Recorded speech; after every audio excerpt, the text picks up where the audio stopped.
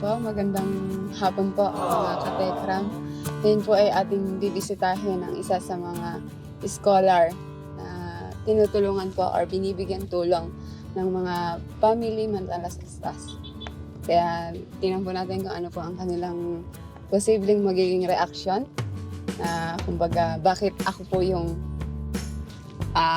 makikita nila.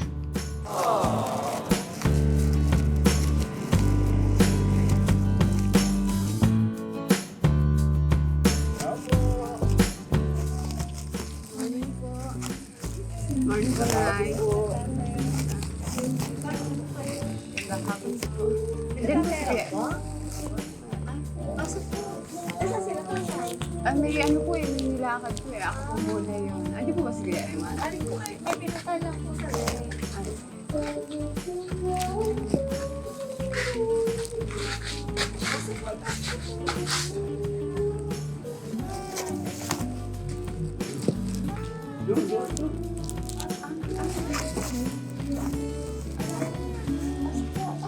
may sakit lang po ako ngayon eh.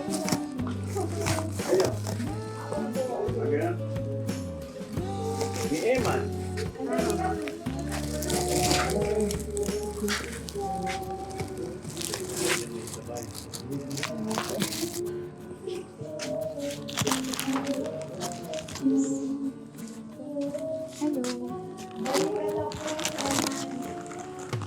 Okay, paano?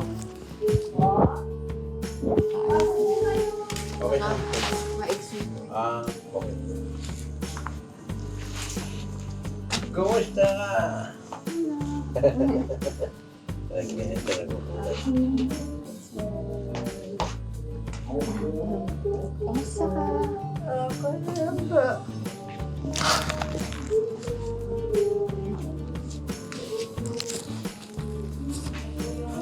Ilaw namin eh, nasira. Hindi naman namin makakyat. Ay, ko lang. Anak ko, Las. Kamusta po? Kamusta po? Ilan taon na po siya, Nanay? Si ate. Opo. 26 po. Mas...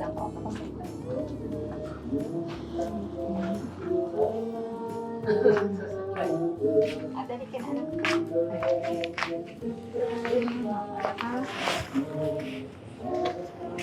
Ibabangon po ba siya? Opo, iba. Anak, bangon pa ba ang anak ha? 1, 2, 3. Ay. Anak, relax. Sino po ako eh? Di okay lang po. Pwede ano po, pasuyo po ako, pakisaksak yung electric pan, pakitanggal na lang po yung isang saksak. Ayan po yan sa charger po. Pasensya na kayo.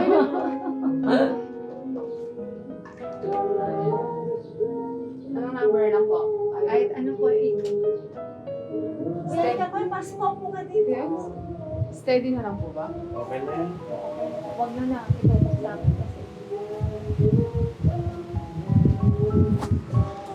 Sabi po ano eh. So, ano ba, magandang ano po ba, hapon na po? Hapon na po. Pasensya na po, medyo madilim kasi. So, kamusta naman po ang buong maghapon po? Sa maghapon po po Ganito lang po kami, katulad ni... Kasi sa ngayon talaga may nararamdaman niya ako, kaya...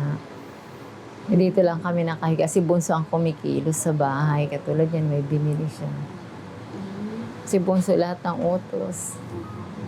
Dahil hindi ako makakilos talaga. Bali po si ate po ang pangalan. Opo, Tapos, ilan po silang magkakapatid? 2 po. Ano naman po? Kamusta naman po ang Anak, relax. Anak. Happy lang. financial po sa araw-araw? Kasi katulad po natin Wala nga po akong hanap buhay. Bali yung... Kasi tinulungan po ako nila Tito Jo nung nakaraan.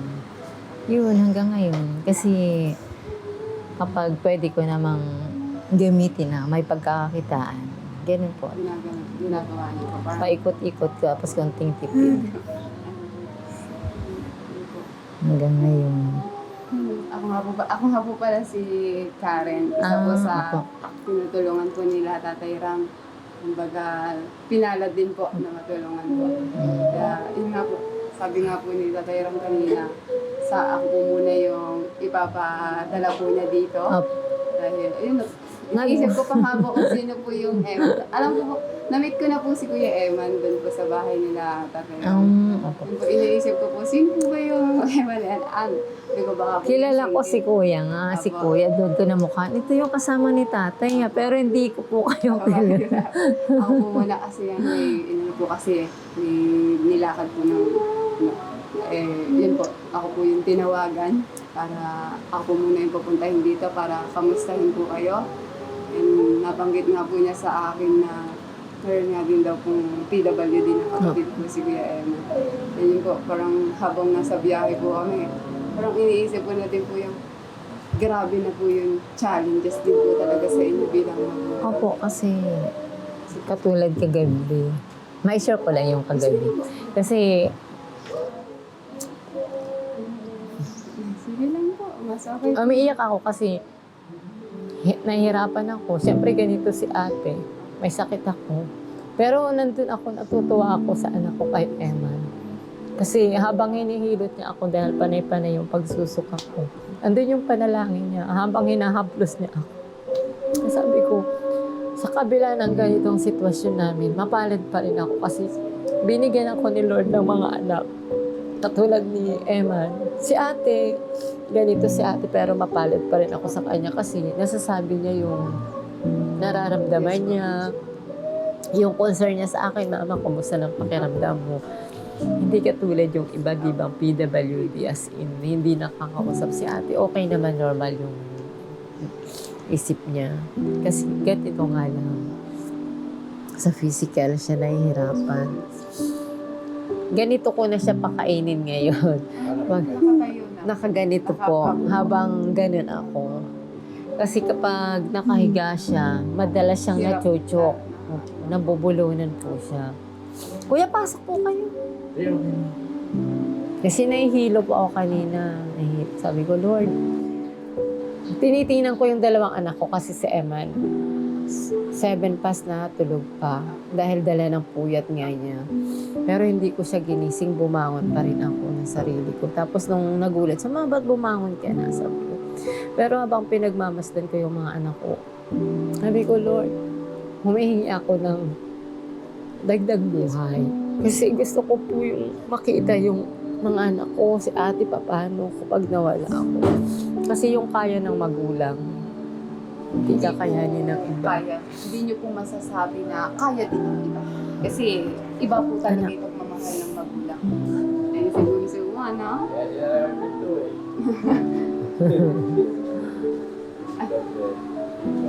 Si ate Karen, kilala mo? Ay, huwag ka na gulis. Sila daw na pag-utusan ni tatay. Nakilala ko si Kuya August nga. Sabi ko,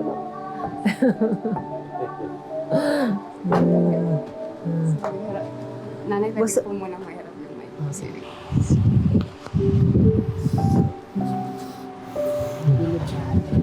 Dilim nga po. Hello po, ate. Nataka siguro, no? Ako, nagulat nga po ako. So, ayun. Unang-una sa lahat is, kamusta naman po ang maghapon mo? Okay naman po. And ayun po, yung base nga rin po sa boses ko po, may sipon po. Tas ano nga po, dahil kagabi po may nararamdaman po si mama. Ako po yung nagpantay, tas ngayon pag-asikaso sa pagluluto. Tas kay mama pa, nagpapahinga po sila. Ako po yung nag-asikaso po.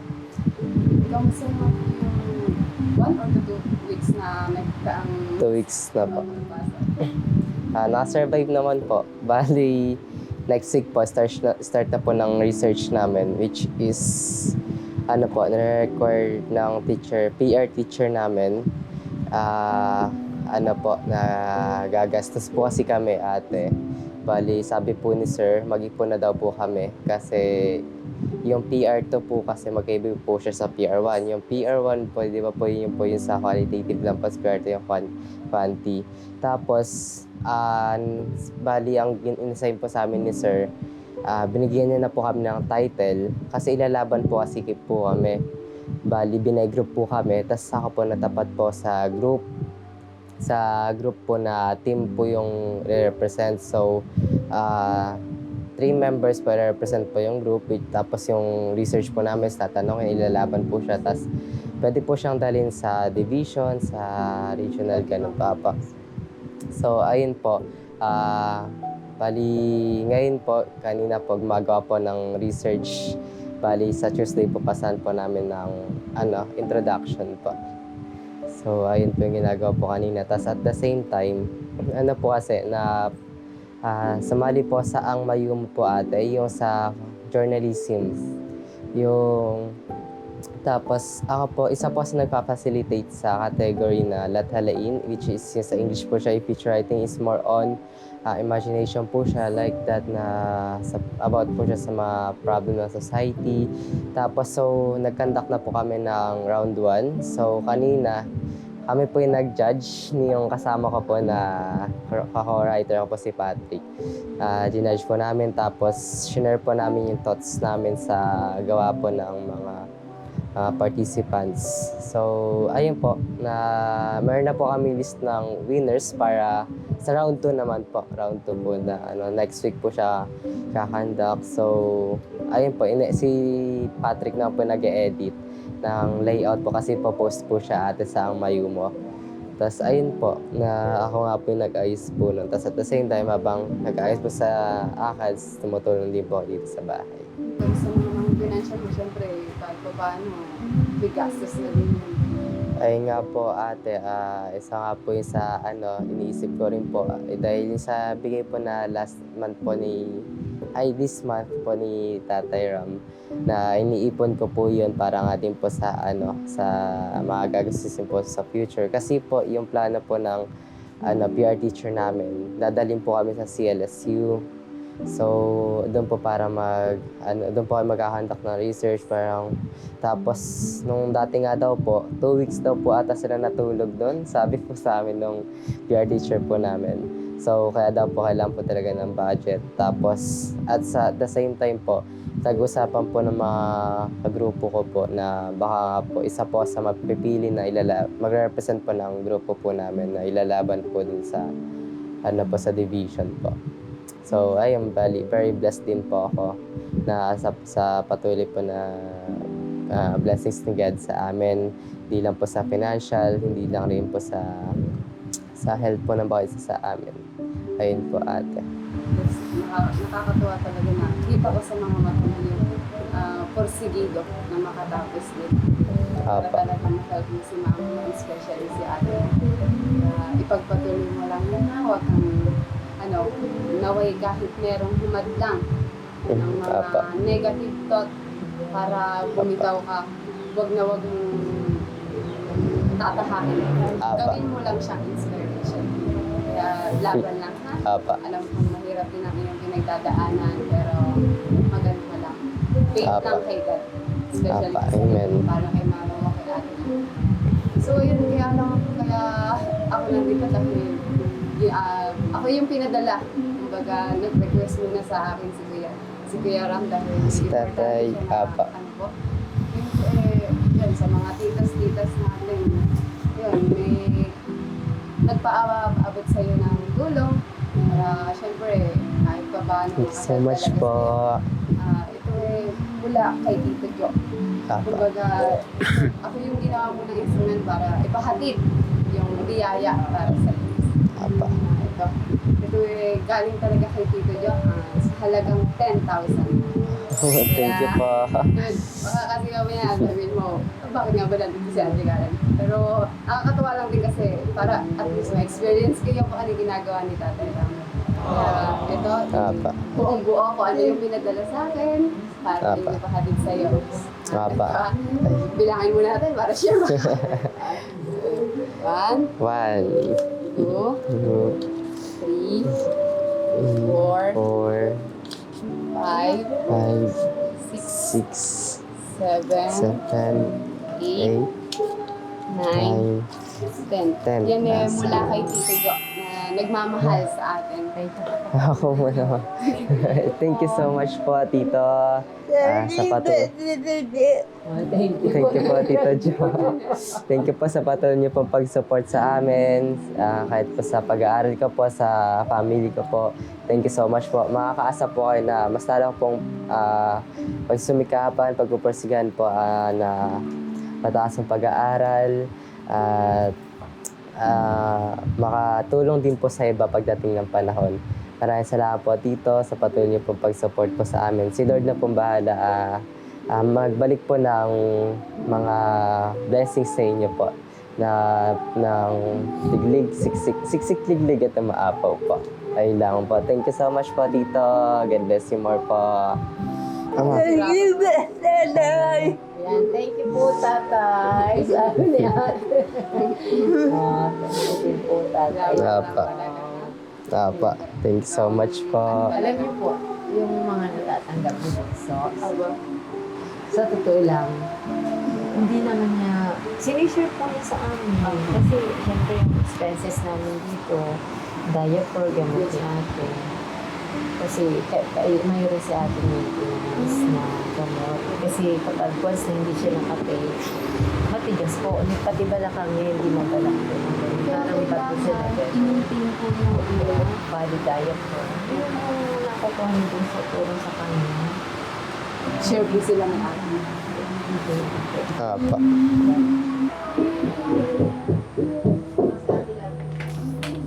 Ay! Si tatay po.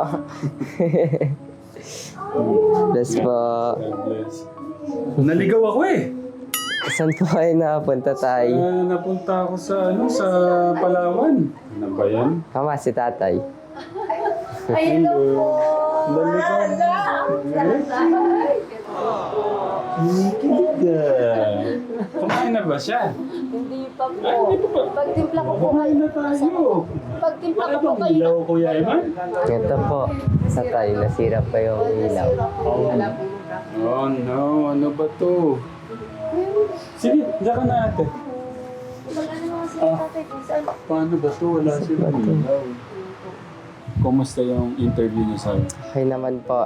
Parang wala pa nagkaiba sa inyo, tay. Hindi, mas professional, mas magaling. Ang galing, ano? Tapa. Nag-interview si ate sa akin. Tinitrain ko nga para kung ano, maisaba ko siya sa vlogging. Sa tingin ko maraming matututunan yung mga bata sa kanya. Tapa. Na. Hindi, kailangan nating may magbantay kay ate. Tapos, kung ano, saan ako kayo uling nagpa-check up? Sa may East Avenue tayo, pero Ay, Manila. pero hindi ko na po, wala na po akong record. Ayun, ibig sabihin back to zero na po kung babalik dahil yung supposed to be na schedule ko, hindi po ako nakarating dahil ewan ko, siguro masakit sa inyo ni ate mo. Si ate, alam ko ma. Si ate. May sakit po siya nung time na yun, kaya hindi ko naiwan, hindi ko Nararamdaman niyo po yung mga sign na mataas po yung sugar. Ano tayo kasi nag-250 na lang po sa ako sa program. Yung sa sugar Dapat talaga. pala ang sugar is 95 to 105. Gaya niya, no? Pagka ganyan, kailangan ng po yung buong lakas ni nanay, oh. Bigas mo na. Nangangalit ka ba? Nahihiya. Huwag ka mahiya.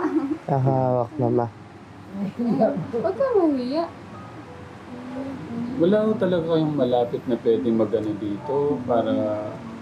Ano tayo ang gagawin ko na lang? Katulad ng pinapatuloy ko sa kanya para sa... Ano tawag doon? Para makuha yung dugo sa dugo. Saan po? Dito lang daw po sa ano. Emergency. Hindi Pwede po doon. Dito sa... Ano tawag doon? Ito sa tapat no, ano ma. Santa Elena? Ang concern ko kasi dapat ma-check up na yung pwedeng, ano ba tawag doon, x-ray, CT scan. Lalo na po kung sumasakit. Gano'n na ako katagal yun yung masakit? Yung ano lang po, yung isang araw lang, sabi ko kay Emma, so bakit ganito? Yung Hindi, tapos yung may pasa-pasa. Madalas po ako may pasakay. Akala ko ngayon itong... Pero ito po kasi ngayon sa braso ko, ayun tayo Ayan, malaki oh. Tapos dito ko. Dito lang po marami, bigla. Nabigla. Po, bigla po. Dati pa isa-isa lang ako dito. Mm. Sa Texas. Yung pasako sa isang braso. Kasi gusto ko din ipag-drive si mama mo para sigurado na lang. Gusto ko mang iwan yung pagmamahal ko din isama dyan. Eh, siguro, ano na lang, pag alis natin na yung, ano, anong paggagamitan mo sa 10,000 ni Ninong Jo mo, parang Jo?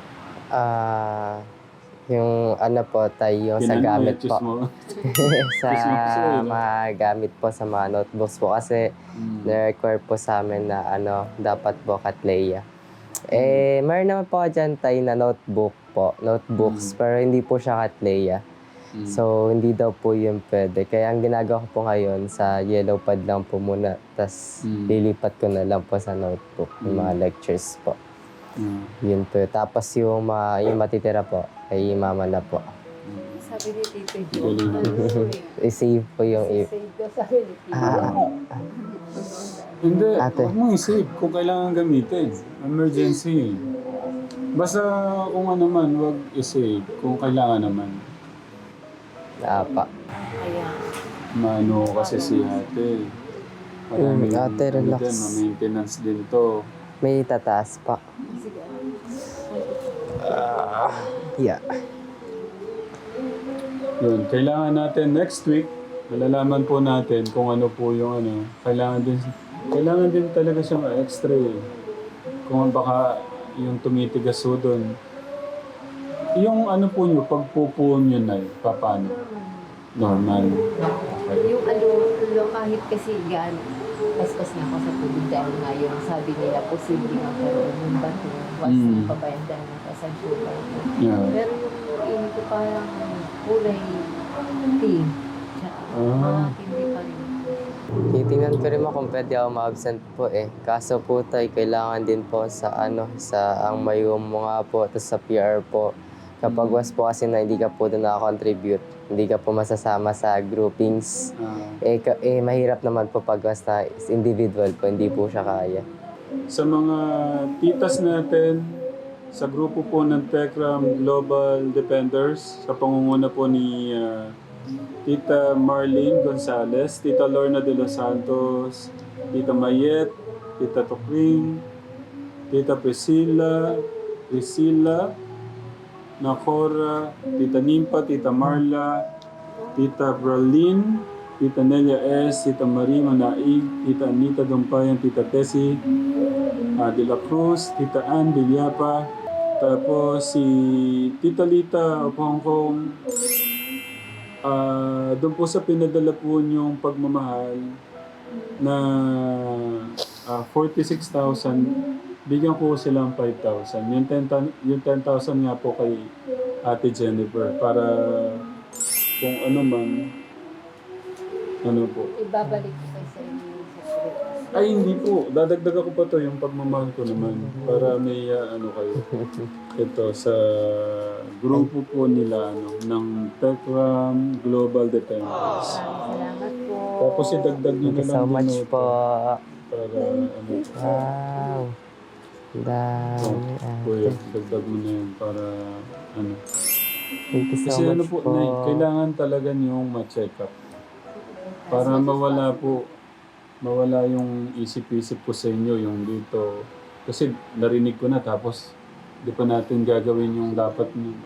Sabi nga, nagdadasal tayo pero may aksyon para maiwasan yung ano. Basta na yun. Salamat po.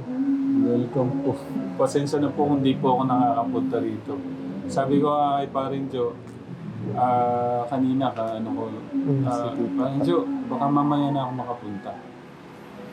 Kay Paring Jo, thank you sa pagmamahal sa pamilya po ni Kuya Eman. So much po. Alam ko mabigat pa rin yung damdamin niya hanggang ngayon. Thank you po. Thank you daw. Alam ko mabigat pa rin yung damdamin mo, Paring Jo. Pero alam ko kakayanin natin yan. Tapos, yun, sa lahat po ng mga katekram, thank you po sa love and support. Thank you so much po. Sa grupo po ng Techram Global Defenders, sa mga na-mention po kanina, maraming salamat po. Kakain po muna kami para mabusog natin si ate. Pero parang mas gumaganda si ate, ano? Natatanggal yata. Dati natutumba ako, anak, hindi kita kaya. Tapos hindi na, ganito lang kami ni ate. Salamat po. Ate, relax lang Sasabayan ate. ko kayong kumain. Ate Karen, sabay ko mo kayo. Kakain mo muna tayo, ate. Kain po. Gutumin natin si ate.